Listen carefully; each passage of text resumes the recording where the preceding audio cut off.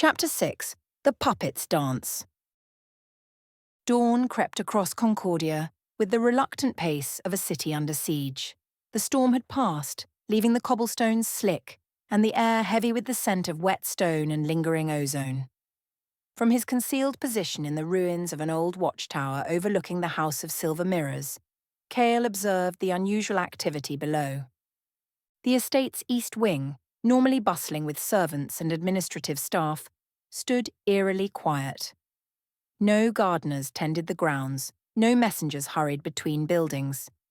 Even the kitchen staff, usually visible through the lower windows preparing the morning meal, were conspicuously absent. Lady Valerian's crimson carriage had arrived before first light, its driver waiting with the patient stillness of someone accustomed to long vigils.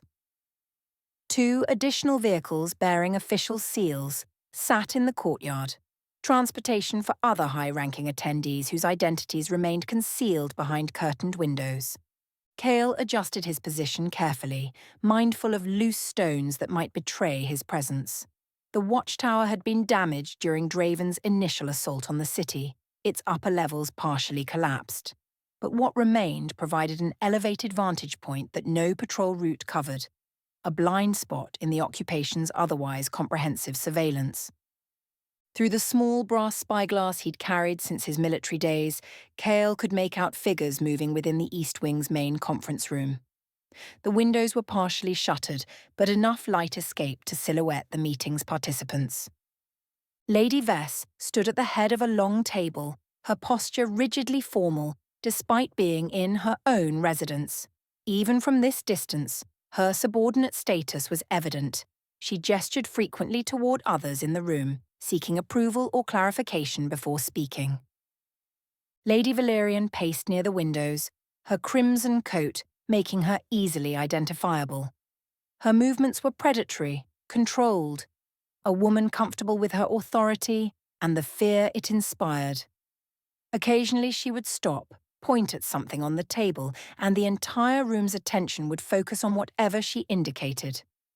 2 other figures remained seated throughout the discussion, their faces obscured by shadows and distance. One appeared to be taking notes, while the other's stillness suggested either deep contemplation or the confidence of someone whose opinions carried significant weight. The meeting continued for over an hour, its intensity evident in the participants' body language, even when their words remained inaudible. Maps were spread across the table, documents passed between hands, and at one point, Lady Valerian produced what appeared to be a crystalline object that caught the morning light with unusual brilliance. A sample, perhaps. Something connected to the Heart of Mirkdusk's analysis of exotic materials. As the sun climbed higher, casting longer shadows across the estate grounds, the meeting showed signs of concluding. Papers were gathered, the crystal object secured in a reinforced case, and the participants began moving toward the room's exit. Cael remained motionless, knowing that premature movement could expose his position to any observer below. His patience was rewarded when Lady Valerian emerged onto the estate's main terrace, engaged in what appeared to be a private conversation with one of the shadowed figures from the meeting. The man was tall, gaunt, with the pale complexion of someone who spent little time in natural light. His robes bore the distinctive silver threading that marked him as a member of Ravina's inner circle, not just an administrator or military officer, but someone directly involved in her research operations. Their conversation lasted several minutes, conducted in tones too low to carry to Cael's position, but with gestures urgent enough to suggest disagreement or concern. The man pointed repeatedly toward the city centre, while Lady Valerian's responses involved sharp, dismissive hand movements. Eventually, Lady Valerian nodded curtly and turned away, striding toward her carriage with characteristic decisiveness. The pale man watched her departure, his posture suggesting dissatisfaction with whatever had been decided. As the official vehicles began departing the estate, Cael carefully retreated from his observation post. The intelligence gathered was fragmentary but significant. High-level planning was underway, involving materials connected to the Heart's research, and there was apparent disagreement among Ravina's representatives about implementation. Moving through the old watchtower's damaged structure required careful navigation. Stone fragments and twisted metal created obstacles that could turn a simple descent into a deadly fall. But Cael had practiced this route repeatedly over the past months, knowing that emergency escape paths needed to be second nature in moments of crisis. He reached ground level without incident, emerging from the tower's base into a small grove of stunted trees that provided cover from casual observation. The estate was returning to normal activity, servants emerging from wherever they'd been sequestered, groundskeepers resuming their duties, the rhythms of daily life reasserting themselves. But Cael's attention was drawn to an unexpected sight. Elara, one of Lady Vess's personal maids, stood near the estate's service entrance, apparently waiting for someone. Her presence here, visible and alone, was unusual enough to warrant investigation. Cael approached through the grove's cover, positioning himself where Elara could see him without exposing himself to other observers. When their eyes met, she nodded slightly, confirmation that his presence was expected. She moved away from the entrance, walking casually toward a small garden area where servants sometimes took brief respites from their duties. Cael followed at a distance, ensuring no one else was observing their interaction. "You saw the meeting," Elara said quietly when he joined her beside a weathered stone bench. "From a distance," Cael confirmed. "What can you tell me?" Ilara's expression was troubled, her usual composed demeanour replaced by barely contained anxiety. "They're leaving. Not immediately, but soon.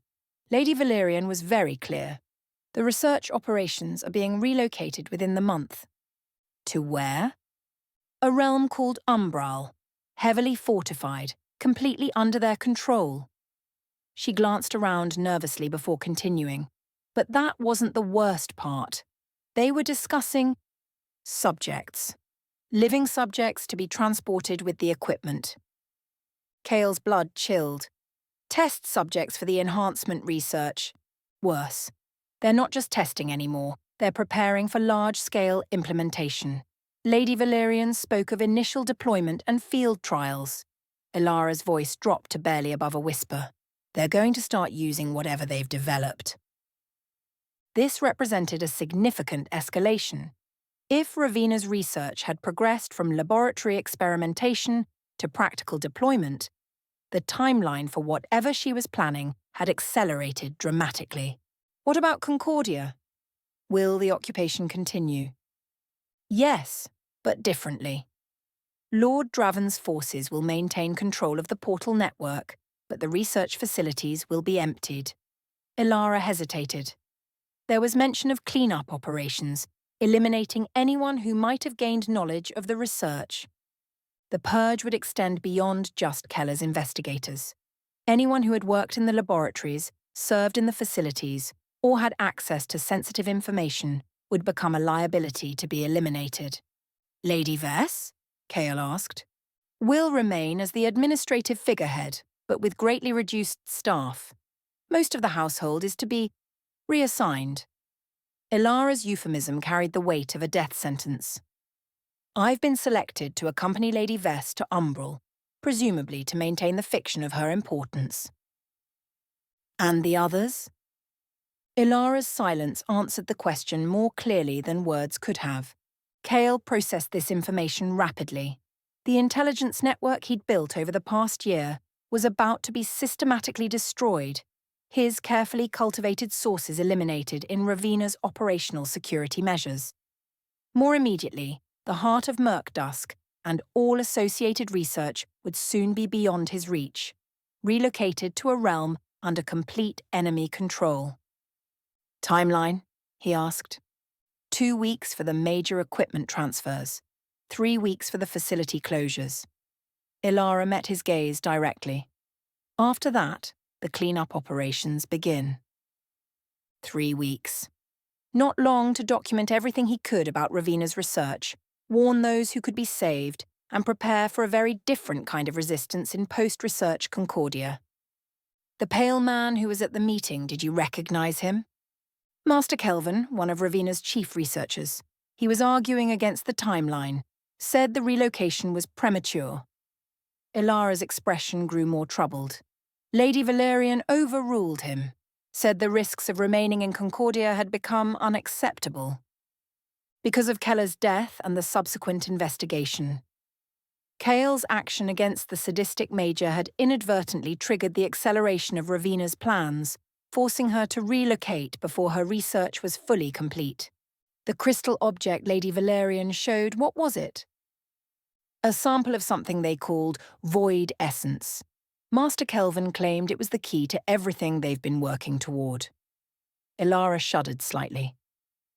The way they spoke about it, like it was the most precious and dangerous thing in existence. Void essence. The name meant nothing to Cael, but its significance to Ravina's research was clear. Whatever properties this substance possessed, they were central to the enhancement project that was now entering its deployment phase. Is there anything else? Details about the transportation, security arrangements, personnel being relocated? Ilara considered carefully. Lady Valerian will oversee the Heart's transfer personally. Special portal configurations are being prepared, not through the standard network, but through sealed connections that bypass normal monitoring. The House of Night Whispers secret portals, perhaps. Or some other network that Ravina had established independently. Either way, it meant the transfer wouldn't be visible to conventional observation. When? Next week. The exact day wasn't specified, but Lady Valerian emphasized that once the Heart is relocated, the timeline for everything else becomes fixed. Cael nodded grimly. Once the central research apparatus was safely in Umbral, Ravina could proceed with elimination of Concordian assets without concern for operational continuity. Can you get word to the other household staff? Those who might have options should consider them quickly. I'll try, but carefully. Lady Vess has been unstable lately. Sometimes she seems to understand her true position.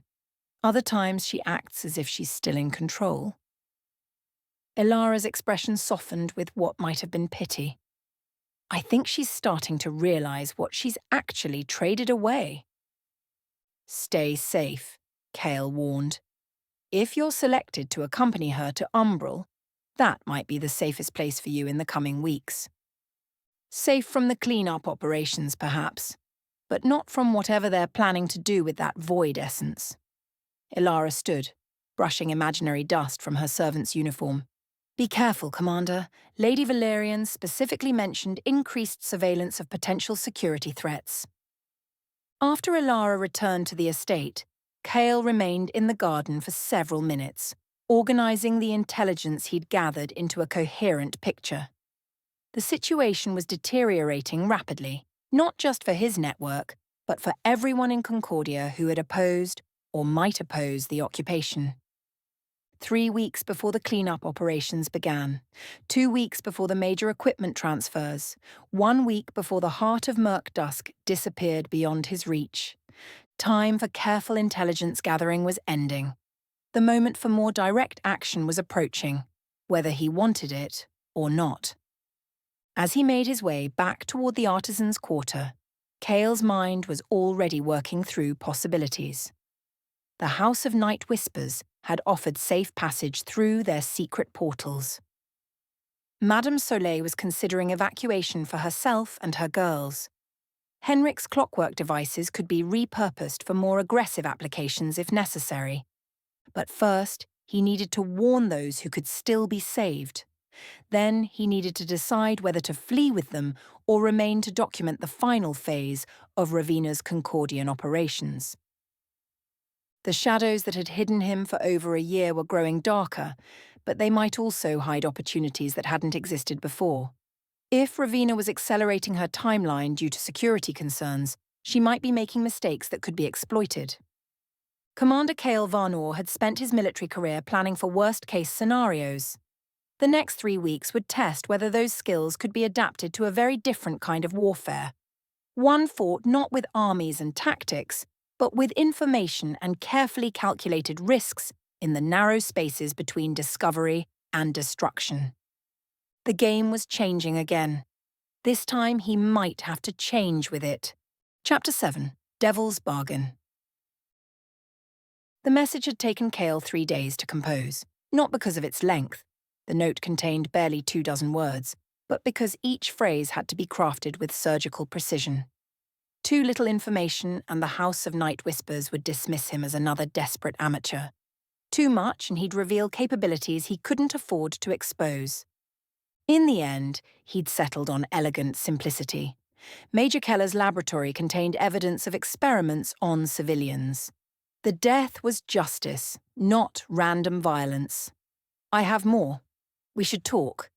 Getting the message to Lucien required navigating the Night Whisper's reputation for paranoia. They didn't advertise contact methods or maintain public offices. Instead, Cael had to rely on fragments of information gathered over months of careful observation. A bookshop that served as an occasional message drop. A flower seller whose arrangements occasionally carried more than decorative meaning. The response had come within hours, delivered by a street child who pressed a small folded paper into his hand while he browsed the morning market. The location was unexpected.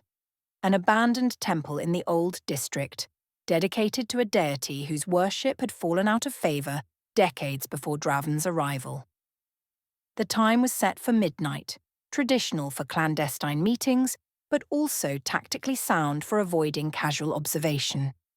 Now, as Cael approached the temple through Concordia's empty streets, every instinct screamed warnings. This went against everything he'd learned about operational security. One-on-one meetings with unknown parties, revealing capabilities to potential enemies, stepping out of the shadows that had protected him for over a year. But 3 weeks remained before the cleanup operations began. His network was living on borrowed time, and Madame Soleil's offer of evacuation through Night Whisper's secret portals represented their only realistic hope of survival. The temple squatted between 2 larger buildings like a forgotten memory, its weathered stone facade bearing the scars of decades of neglect. Weeds grew through cracks in the steps, and several windows were boarded over with rotting planks. To casual observation, it appeared completely abandoned, perfect for purposes neither deity nor worshipper had intended. Cael circled the building twice, identifying potential escape routes and checking for surveillance. The surrounding structures were dark, their windows revealing no watchers.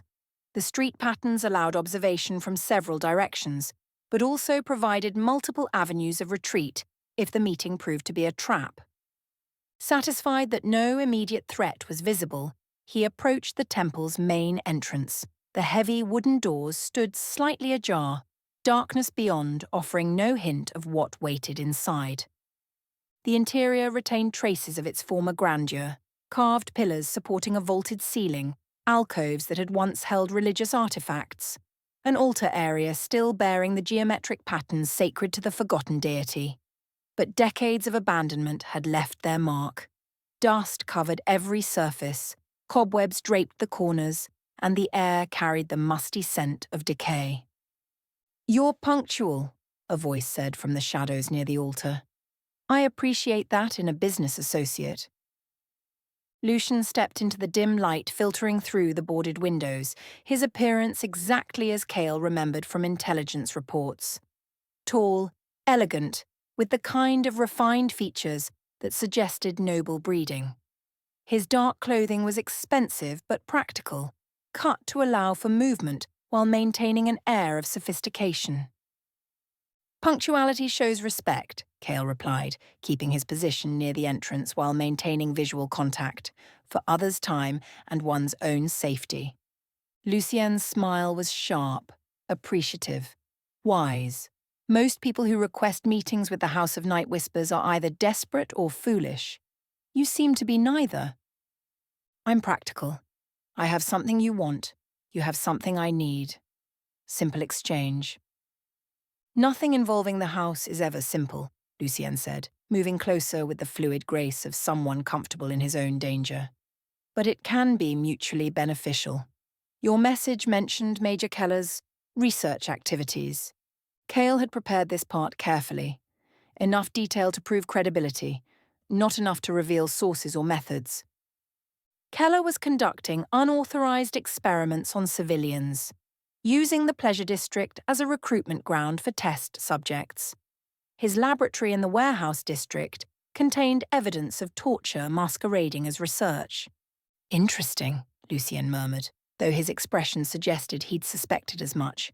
And you know this because I make it my business to know things that matter. Cael kept his tone neutral, professional.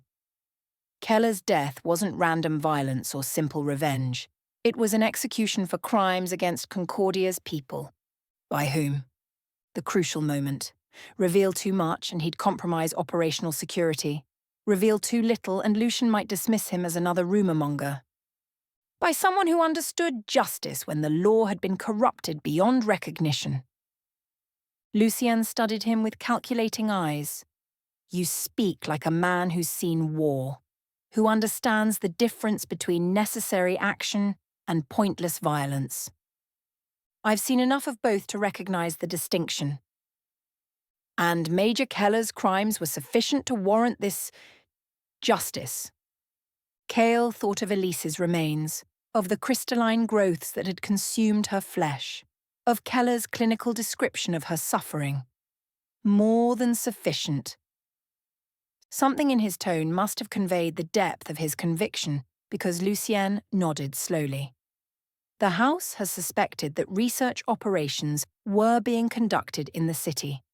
Keller's death created interesting ripples in their security arrangements. It also accelerated their timeline. They're relocating operations within weeks. Now Lucien's attention sharpened noticeably. To where? A realm called Nythoria.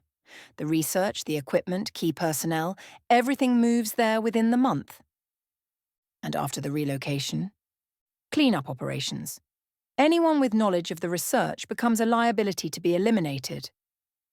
Cael let that sink in before continuing. That includes people you might have business relationships with.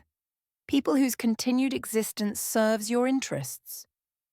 Lucien began pacing, his movements revealing both energy and calculation.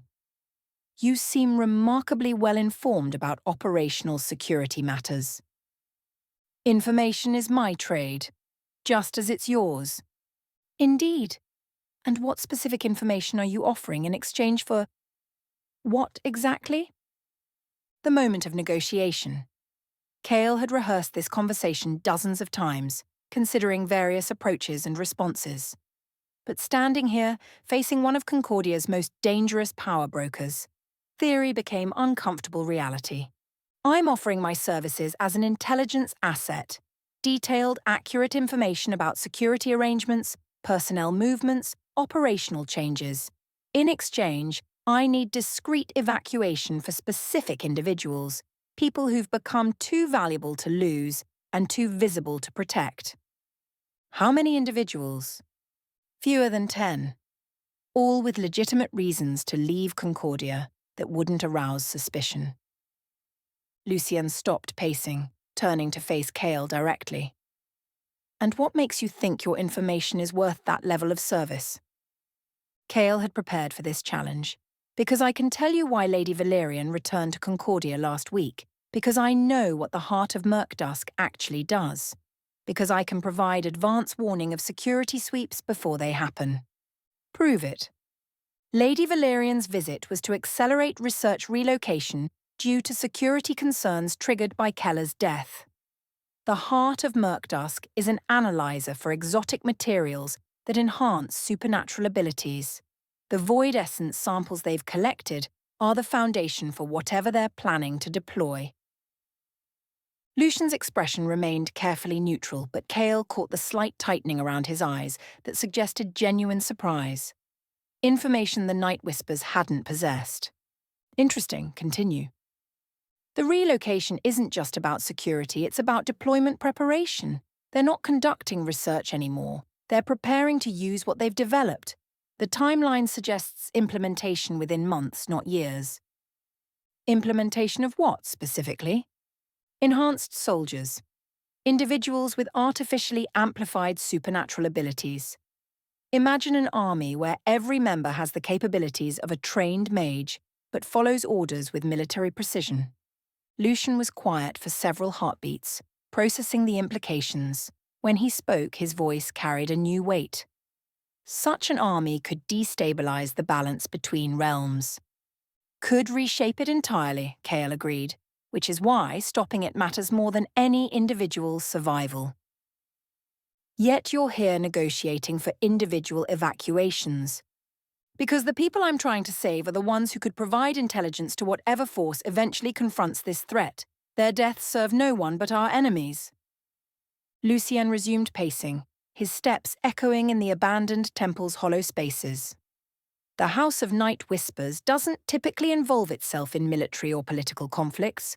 We trade in information, not ideology. Then treat this as an information investment. The intelligence I can provide will be valuable regardless of what happens next. And if I agree to your proposal, what guarantees do I have of continued cooperation? Cael had expected this question. The same guarantee you have with any business relationship. Mutual benefit. I need your services, you need my information. As long as that remains true, we both have incentive to maintain the arrangement.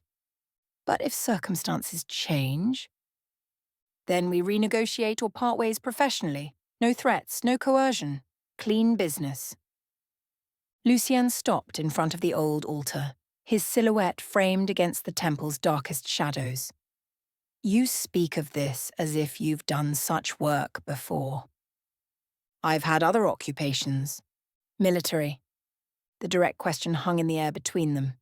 Answering truthfully would reveal more about his background than Cael wanted to share, but lying to someone as skilled as Lucien carried its own risks. I've served Concordia in various capacities over the years. Before the occupation? Yes. Lucien nodded slowly, as if confirming suspicions rather than learning new information. The House has wondered about the source of certain precise actions taken against occupation forces. Actions that suggest professional competence rather than amateur resistance. Cael kept his expression neutral. Concordia has many people with varied backgrounds.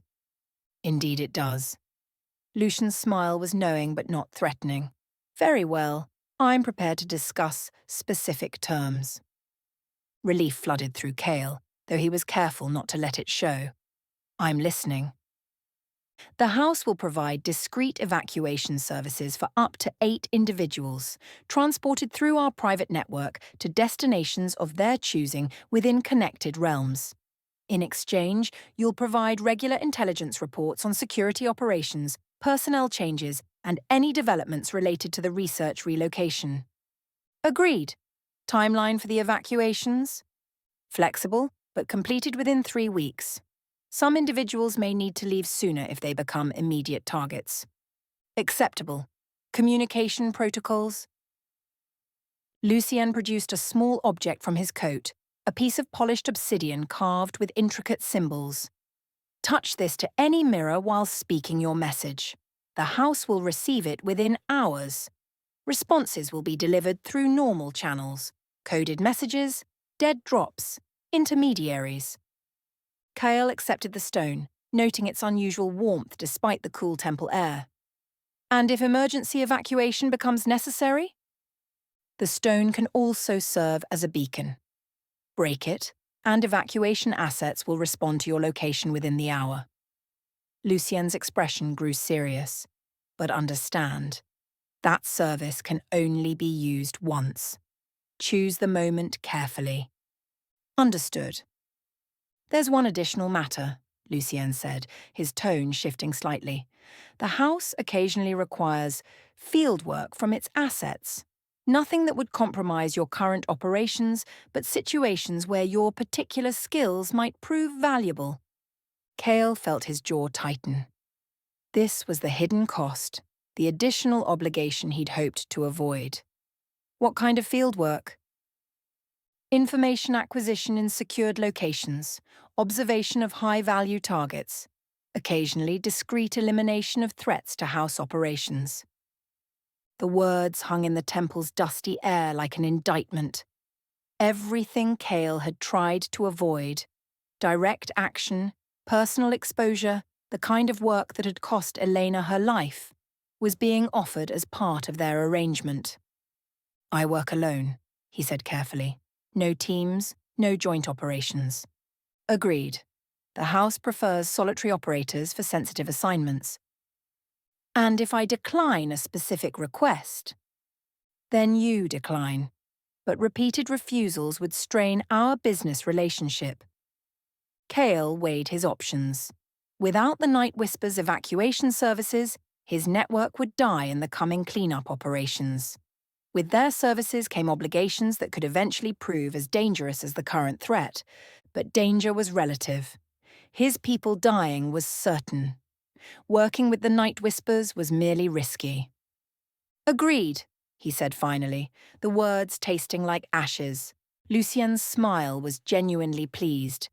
"Excellent. I believe this arrangement will prove beneficial for both parties." As they concluded their business and prepared to leave the abandoned temple, Cael reflected on what he'd just committed to. A year ago, he'd sworn to remain in the shadows, to never again make the kind of decisions that had cost Elena her life. Tonight, he'd agreed to do exactly that. But as he thought of Madame Soleil, of Henrik with his delicate clockwork devices, of Ilara trapped in Lady Vess's household, of all the others whose only crime had been helping him gather intelligence, the choice seemed inevitable.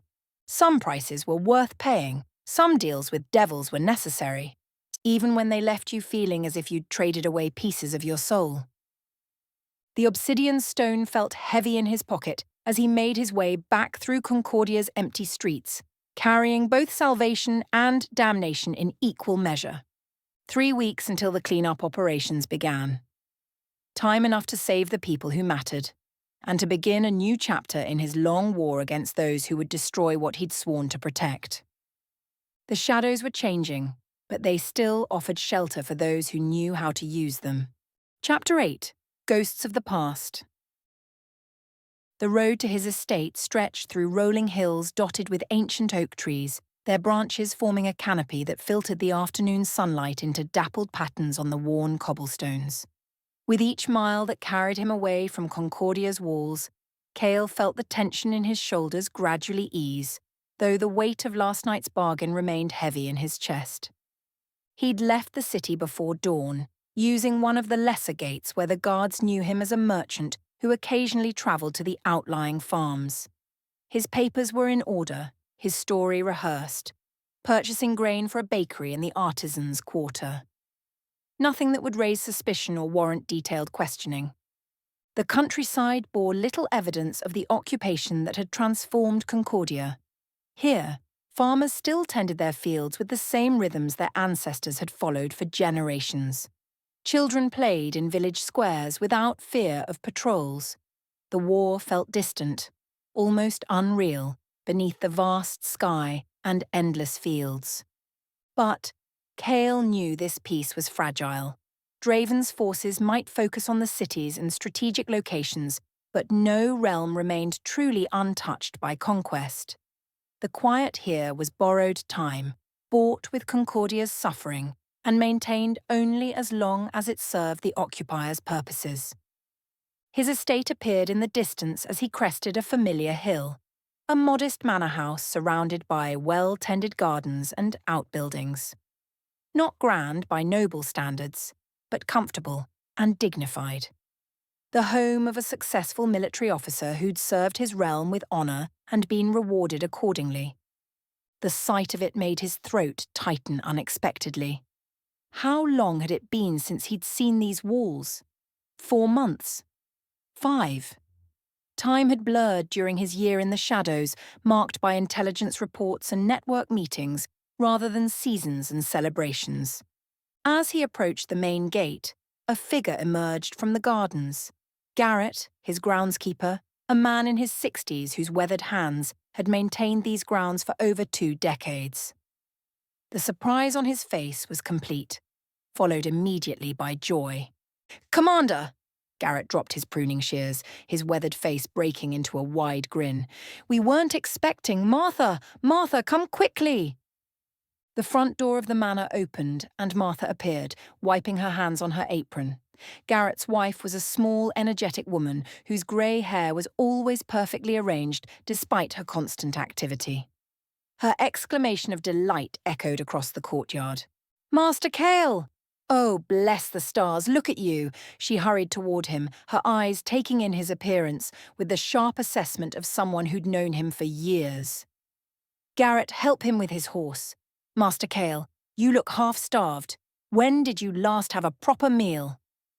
The familiar warmth of their concern washed over him like a balm he hadn't realized he needed. After months of careful interactions where every word was measured and every gesture calculated, their genuine affection felt almost overwhelming. "It's good to see you both," he said, meaning it more than he'd expected. "The estate looks beautiful as always." "Garrett's been working himself to the bone, keeping everything perfect for your return," Martha said, shooting her husband a fond look. "Though we weren't sure when that might be, with all the troubles in the city." Garrett took the reins of Cael's horse, his expression growing more serious. "We hear stories from the traders who pass through. Is it as bad as they say?" "Worse," Cael replied honestly, "but safer out here. Draven's forces don't venture far from the main roads and fortified positions." "Still, you shouldn't be travelling alone," Martha fretted, already moving toward the house. "Come inside. I'll put tea on, and there's fresh bread from this morning. You'll tell us everything. Well, everything you can tell us." The manor's interior was exactly as Cael remembered it. Comfortable furniture arranged for conversation rather than display, family portraits on the walls, fresh flowers from Martha's garden brightening every room. The scent of beeswax and lavender spoke of careful maintenance and loving attention. Martha bustled about the kitchen, producing food as if by magic, while Garrett settled into his usual chair by the fireplace. This had been their ritual during Cael's active service. Homecoming meant Martha's cooking and Garrett's steady presence, the quiet peace of being among people who cared for him without agenda or expectation. "The traders bring news of resistance in the city," Garrett said carefully, his eyes studying Cael's face. "Say someone's been causing trouble for the occupation forces."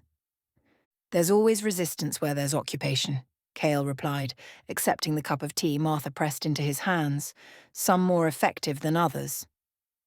Martha returned from the kitchen carrying a plate loaded with bread, cheese and cold meat.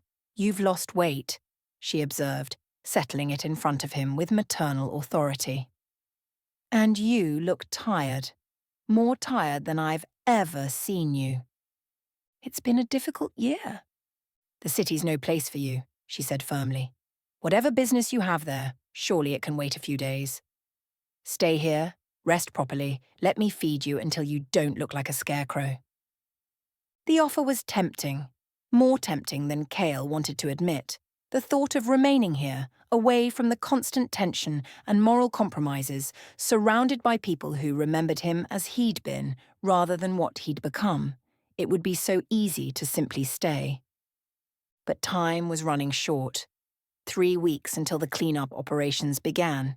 8 people whose lives depended on arrangements still to be made. "I can stay tonight," he said. "Perhaps tomorrow as well. But I have responsibilities in the city." "Of course you do," Martha said, though her tone suggested she thought those responsibilities were someone else's burden to bear. "But you'll eat properly while you're here, and sleep in your own bed, and let us take care of you as we should."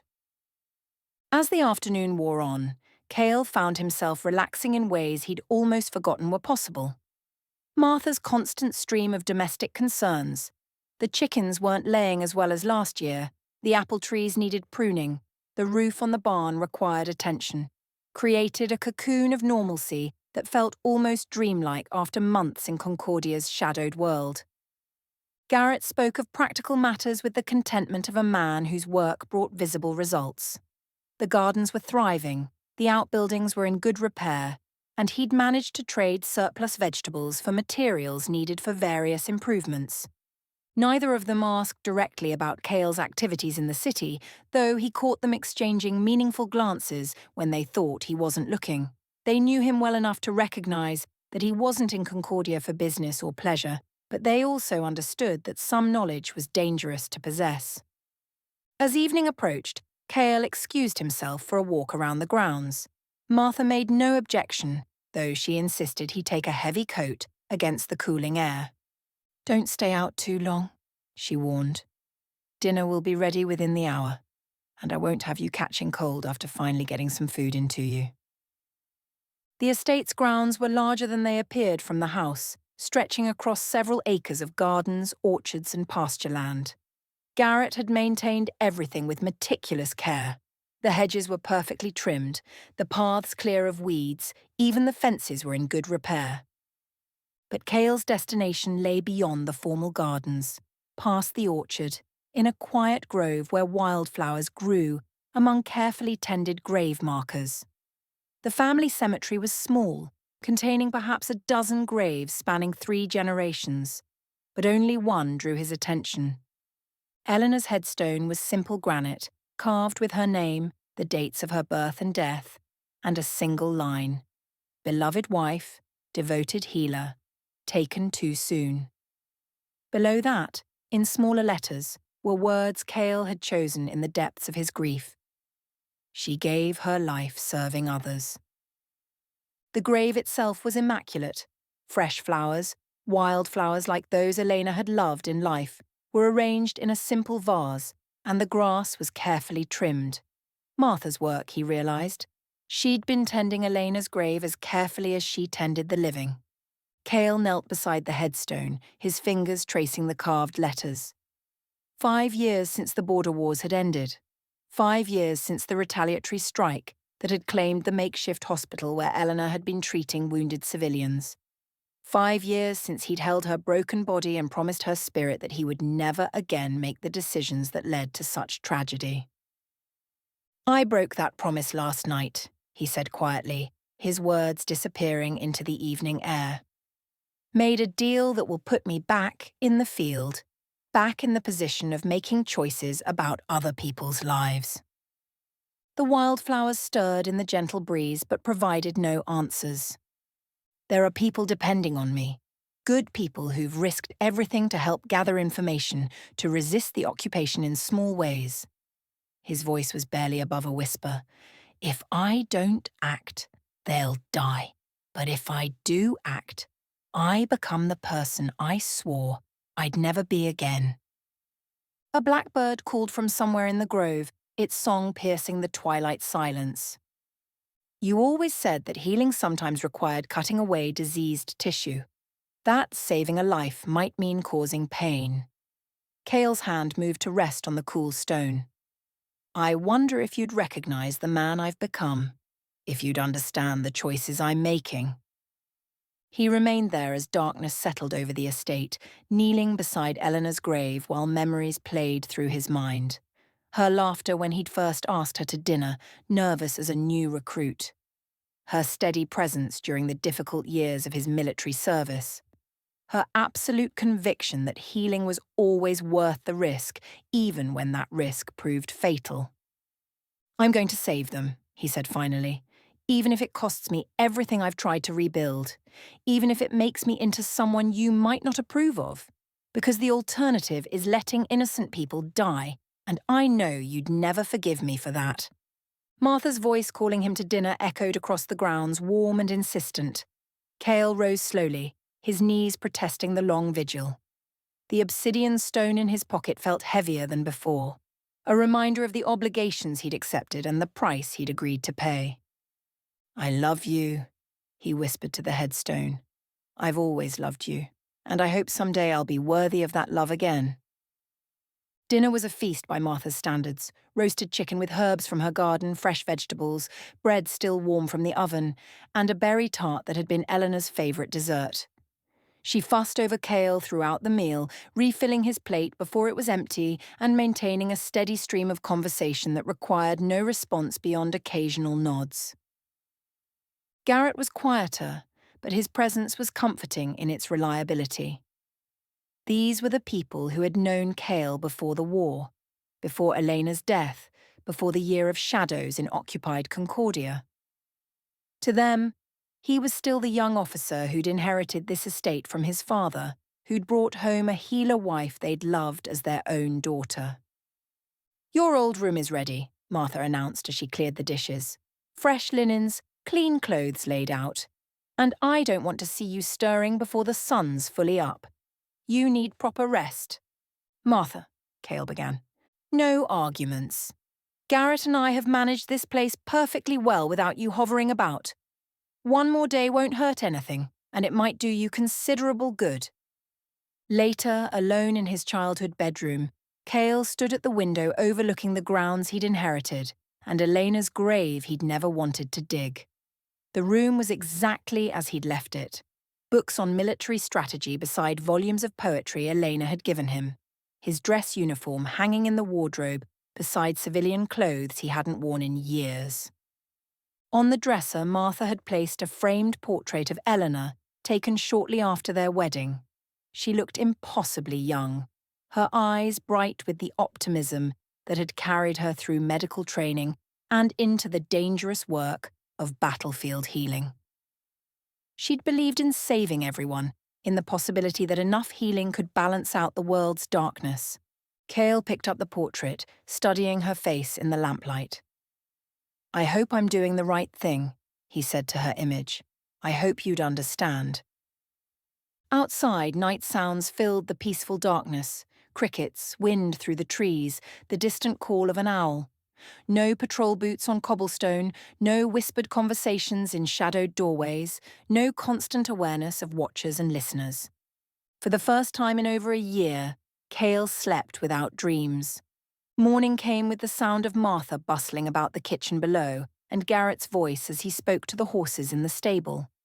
Ordinary sounds of ordinary life, precious for their very mundane nature.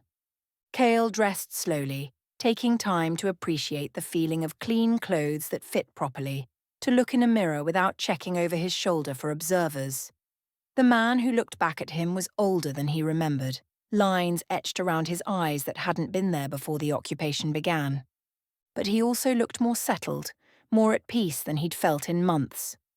The visit to Eleanor's grave had provided something he hadn't known he needed, not absolution, but acceptance. The understanding that she would have wanted him to save the people he could save, regardless of the personal cost.